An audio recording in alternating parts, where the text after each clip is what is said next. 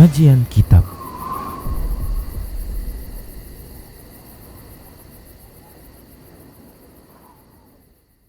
Bismillah, assalamualaikum warahmatullahi wabarakatuh. Innal hamdalillah nahmaduhu wa nasta'inuhu wa nastaghfiruh wa na'udzu billahi min shururi anfusina wa min sayyiati a'malina. May yahdihillahu fala mudilla lahu wa may yudlilhu fala hadiya lahu. Wa asyhadu an la ilaha illallah wahdahu la syarika lahu wa asyhadu anna Muhammadan abduhu wa rasuluhu sallallahu alaihi wasallam. Qala Allah tabaraka wa ta'ala, ya ayyuhalladzina amanu taqullaha haqqa tuqatih wa la tamutunna illa wa antum muslimun. Ya ayyuhan nasu taqu rabbakumul ladzi khalaqakum min nafsin wahidah wa khalaqa minha zawjaha وبث منهما رجالا كثيرا ونساء واتقوا الله الذي تساءلون به والأرحام إن الله كان عليكم رقيبا يا أيها الذين آمنوا اتقوا الله وقولوا قولا سديدا يصلح لكم أعمالكم ويغفر لكم ذنوبكم ومن يطع الله ورسوله فقد فاز فوزا عظيما أما بعد فإن أصدق الحديث كتاب الله وخير الهدى هدى رسول الله صلى الله عليه وسلم وشر الأمور محدثاتها وكل محدثة بدعة وكل بدعة ضلالة وكل ضلالة في النار. Para pemirsa Rosyad TV dan para pendengar Radio Medan Mengaji serta para pemirsa media-media sunnah yang turut serta menyiarkan kajian ini, alhamdulillah, segala puji hanya untuk Allah tabaraka wa ta'ala. Salawat dan salam tak lupa kita ucapkan untuk Rasulnya Muhammad sallallahu alaihi wasallam. Baik para hamba Allah rahimani wa rahimakumullah, kita lanjutkan pembahasan kitab Minhajul Muslim di bab yang keempat, masih bahasan tentang ibadah, dan kita masuki bahasan baru, yaitu berikutnya terkait dengan sujud. Para hamba Allah rahimani wa rahimakumullah, dalam agama kita ya sujud itu ada 4 macamnya. Yang pertama adalah sujud dalam salat biasa. Ya, sujud dalam salat biasa. Kemudian yang kedua adalah sujud syukur. Kemudian yang ketiga adalah sujud sahwi. Kemudian yang keempat adalah sujud sajadah atau sujud tilawah. Baik para hamba Allah rahimani wa rahimakumullah, untuk sujud yang pertama, macam yang pertama yaitu sujud dari sholat biasa. Ini sudah kita bahas, bahkan tata cara sujudnya sudah kita bahas dan apa yang mesti ya dibaca insyaallah taala ya juga sudah kita bahas ya. Para hamba Allah rahimani wa rahimakumullah. Nah, berikutnya kita akan sebutkan yaitu pembahasan tentang sujud syukur. Baik para hamba Allah rahimani wa rahimakumullah, sujud syukur ya adalah sebuah sujud yang dilakukan oleh seseorang ketika dia mendapatkan nikmat Allah Subhanahu wa taala atau terhindar dari mara bahaya. Nah, ini sujud syukur dilakukan untuk dirinya. Ya, baik para hamba Allah rahimani wa rahimakumullah,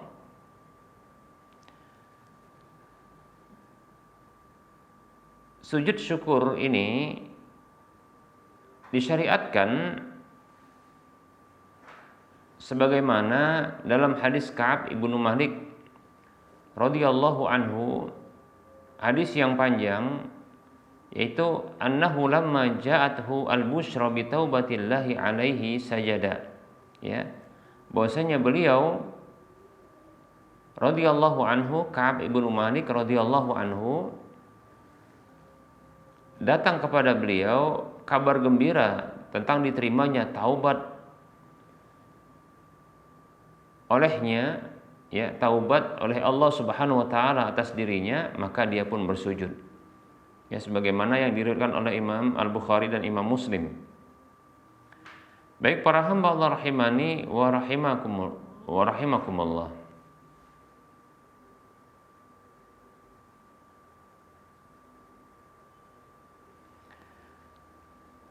Terkait dengan hadis-hadis tersebut, ya, hadis-hadisnya diperbincangkan oleh para ulama ya pada sanadnya.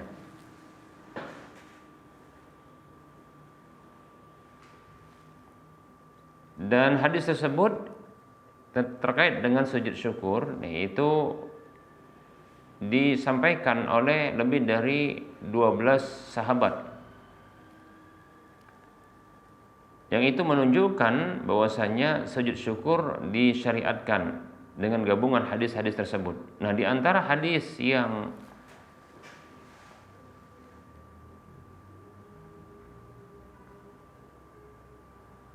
ditetapkan tersebut terkait yang menetapkan tentang sujud syukur adalah hadis dari Abu Bakar radhiyallahu anhu, anna Nabiy sallallahu alaihi wasallam kana idza atahu amrun idza atahu amru sururin aw busyira bihi kharra sajidan syakiran lillahi. Hadis ini hadis yang dikeluarkan oleh Imam Abu Daud, Imam Tirmidzi dan Imam Ibnu Majah serta yang lainnya.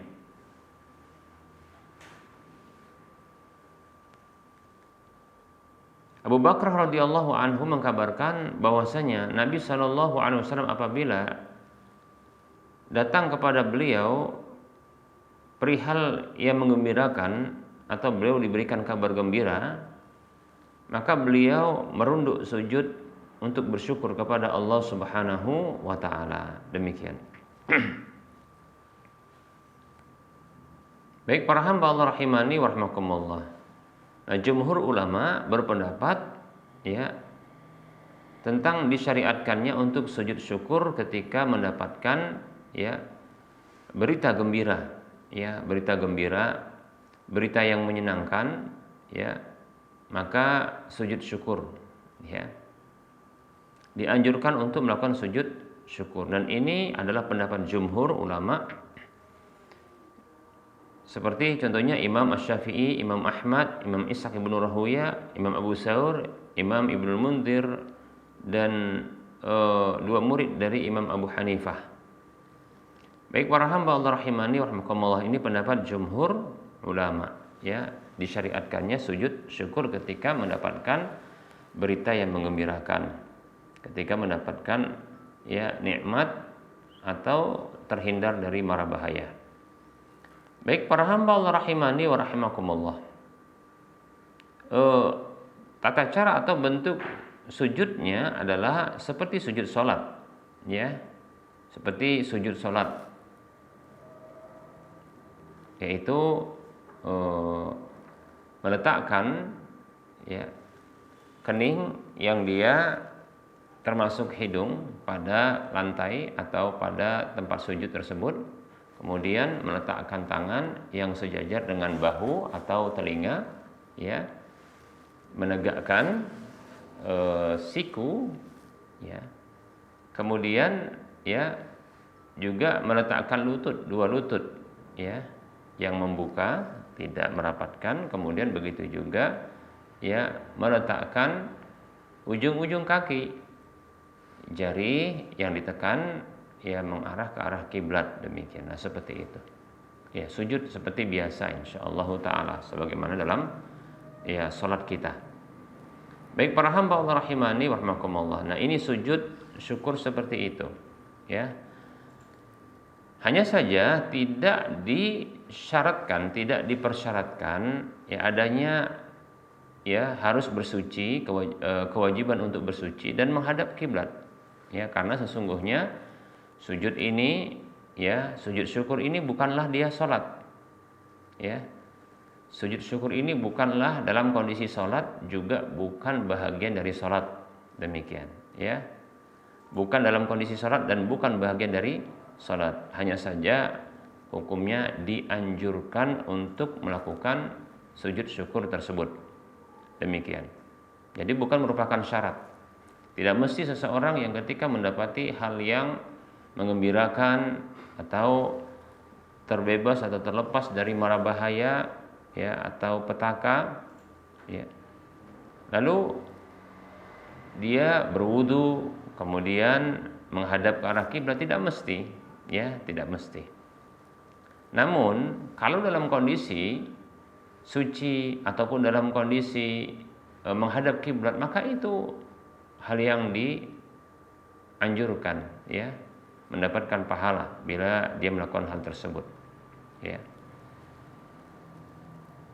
Dan juga tidak dilarang untuk melakukan sujud syukur di waktu-waktu yang terlarang sholat, ya. Tidak dimakruhkan juga tidak dilarang untuk melakukan sujud syukur di waktu-waktu dilarangnya sholat. Apa itu waktu-waktu yang dilarang sholat? Contohnya antara, ya, setelah sholat asar sampai tenggelam matahari. Begitu juga setelah sholat subuh sampai terbitnya matahari. Atau tatkala, ya, mulai munculnya bulatan matahari hendak terbit sampai sempurna terbitnya. Begitu juga ketika matahari tepat di atas kepala sampai masuk waktu sholat duhur, ya, dengan tergelincir sedikit matahari itu ke arah barat, kemudian membentuk bayangan yang ke arah timur, demikian, ya. Termasuk larangan waktu sholat adalah, ya, tenggelamnya matahari sampai sempurna tenggelamnya, demikian, ya. Nah, itu waktu-waktu yang dilarang untuk melakukan sholat, walaupun ada rinciannya. Para hamba Allah rahimani rahimakumullah, ada rinciannya, ya. Hanya saja untuk sujud syukur tidaklah, ya, terlarang untuk melakukan di waktu-waktu tersebut, karena bisa jadi, ya, berita-berita yang menggembirakan, ya, atau kondisi mendapatkan nikmat terlepas dari malapetaka, mara bahaya. Nah, ini bisa jadi di waktu-waktu kapan saja, termasuk di waktu-waktu sholat atau di waktu-waktu dilarangnya sholat, demikian, ya. Sehingga tidak ada larangan untuk melakukan sujud syukur di waktu tersebut. Lebih-lebih tidak ada dalilnya. Baik para hamba Allah rahimani wa rahimakumullah.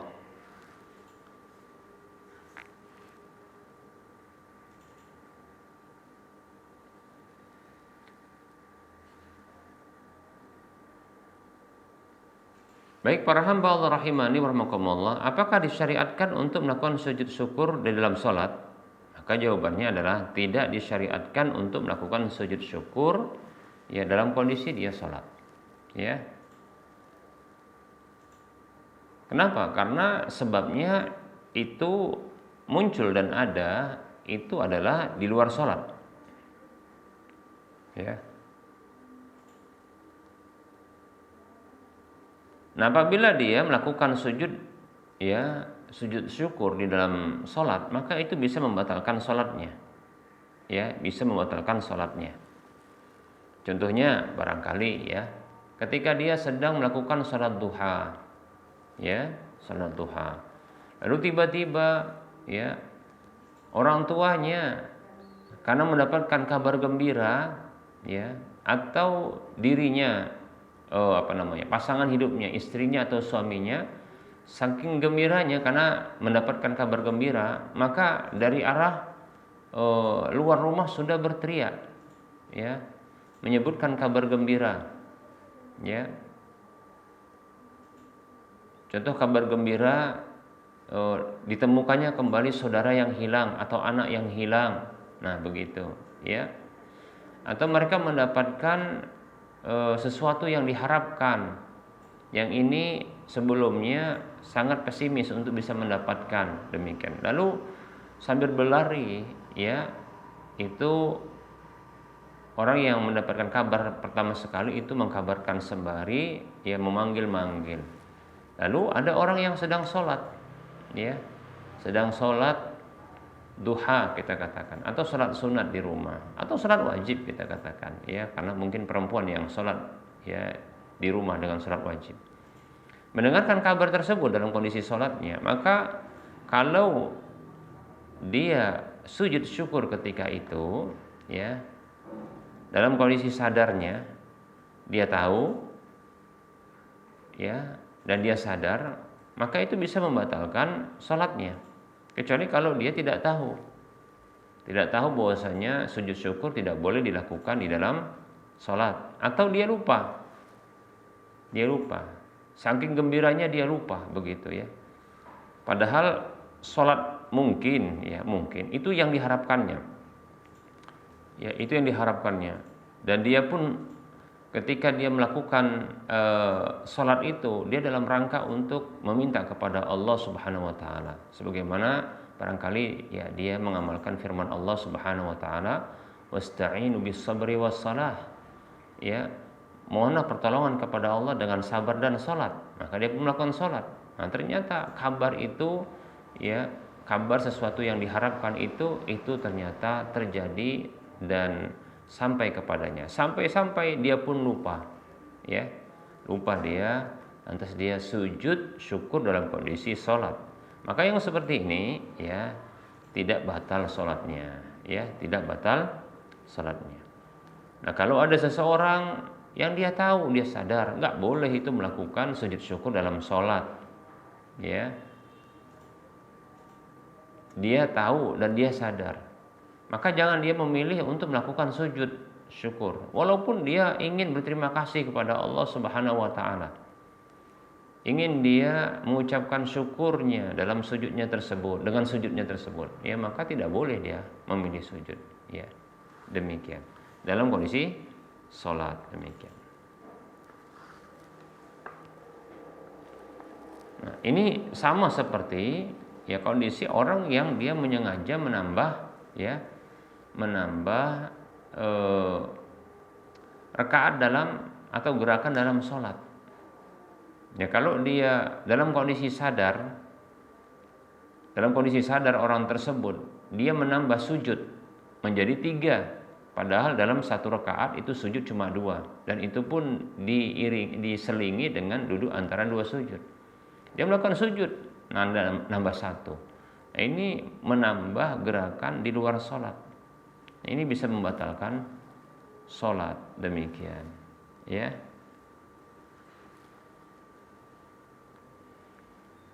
Baik para hamba Allah rahimani wa rahimakumullah. Kalau lupa atau kalau tidak tahu, ya ini maka seperti orang lupa, dia menambah sujud di dalam sholatnya, demikian. Nah, batalnya sholat karena menyengaja untuk menambah atau melakukan sujud syukur dalam sholat. Nah, ini di pendapat yang dinyatakan oleh mazhab Syafi'i dan Hambali, ya. Namun ada satu pendapat ya di mazhab Hambali bahwasanya tidak mengapa untuk melakukan ya sujud syukur di dalam salat, namun ini pendapat yang lemah, ya. Wallahu taala a'lam. Ini sebagaimana yang disebutkan di dalam kitab Al-Majmu' Syarh Muhadzab dan kitab Al-Furu', demikian. Baik para hamba Allah rahimani wa rahimakumullah. Nah, ini pembahasan sujud syukur ya yang bisa kita jelaskan pada pertemuan kali ini. Insyaallah taala kita akan bahas ya sujud-sujud yang lainnya ya pada pertemuan berikutnya. Seperti contohnya sujud sahwi ya. Begitu juga insyaallah kita akan bahas ya sujud tilawah atau sujud sajadah pada pertemuan-pertemuan yang akan datang. Baik para hamba Allah rahimani wa rahimakumullah, kita buka sesi soal jawab ya.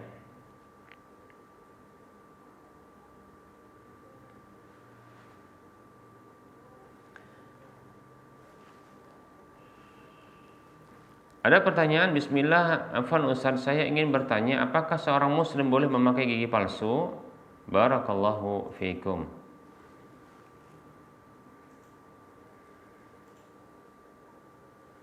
Bismillah, jika gigi palsu tersebut ya adalah untuk menutup sesuatu yang cacat pada giginya ya, dan itu barangkali ingin membuat ya dia tampil indah di hadapan pasangan hidupnya ya. maka ini insyaallah taala ya dibolehkan, bahkan bisa jadi disyariatkan, ya, yaitu dianjurkan. Kenapa? Karena ingin menyenangkan ya pandangan pasangan hidupnya yang syar'i tentunya. Demikian, ya. Insyaallah taala dibolehkan. Ya. Lebih-lebih barangkali ingin menghilangkan cacat seperti bau pada mulutnya yang ketika diberikan gigi palsu atau tambahan gigi ditutup seperti itu, maka menjadi hilang, ya, tidak menimbulkan bau dan tidak mengganggu ya orang di sekitarnya. Demikian. Wallahu taala alam, saya condong ini tidak mengapa dan ini bukanlah merupakan bentuk ya merubah ciptaan Allah. Demikian, ya. Wallahu taala a'lam. Barakallahu fikum wa fik barakallah. Baik para hamba Allah rahimani wa rahimakumullah. Karena sudah masuk waktu salat zuhur untuk Ulay Medan dan sekitarnya, maka kita cukupkan untuk penyampaian materi dan menjawab pertanyaan, walaupun satu pertanyaan yang bisa dijawab. Nah, tentunya dalam penyampaian ini banyak kekurangan dan kesalahan. Mohon maaf atas kekurangan, kepada Allah saya mohon ampun, dan kepada para pemirsa dan para pendengar sekalian saya mohon maaf. Sebelum kita mengakhiri perjumpaan kita seperti biasa, ya kita memberikan motivasi kepada kaum muslimin seluruhnya. Mari kita berdonasi untuk membebaskan, untuk mendirikan atau membangun Masjid Al-Muwahhidin, ya. Kita punya peluang yang besar karena begitu butuhnya banyak ya dana yang harus dibutuhkan dalam pembangunan ini, sekitar 41 miliar dengan beberapa tahapan, ya. Baik siapapun di antara kita yang menginginkan untuk mendapatkan sebuah rumah di surga, maka mari kita bangun rumah Allah Subhanahu wa taala. Siapapun di antara kita yang menginginkan ya mendapatkan pahala minimalnya 700 kali lipatnya, ya, maka mari kita berinfak di jalan Allah untuk membangun rumah Allah Subhanahu wa taala. Siapapun di antara kita yang menginginkan untuk mendapatkan pahala yang terus mengalir tatkala dimanfaatkan, ayo mari kita berinfak di jalan Allah Subhanahu wa taala dengan cara membangun Masjid Al-Muwahhidin yang nantinya insyaallah taala akan dijadikan sebagai Islamic Center, pusat kajian Islam ya ilmiah yang berbasis sunnah manhaj salaf di sekitar wilayah Medan dan sekitarnya insyaallah taala. Silakan transfer ke nomor rekening Bank Syariah Indonesia di nomor 712748555555 atas nama Yayasan Lajnah Dakwah Medan, kode bank 451. Untuk info lanjutan Anda bisa melihat di layar kaca Anda, dan semoga Anda termotivasi dan semoga bermanfaat. Mohon maaf atas segala kekurangan. Kita ketemu lagi di lain kesempatan. Wassallallahu ala Muhammad wa ala alihi wa ashabihi ajma'in. Subhanakallahumma wa bihamdika asyhadu an la ilaha illa anta astaghfiruka wa atubu ilaika walhamdulillahi rabbil alamin. Wassalamualaikum warahmatullahi wabarakatuh.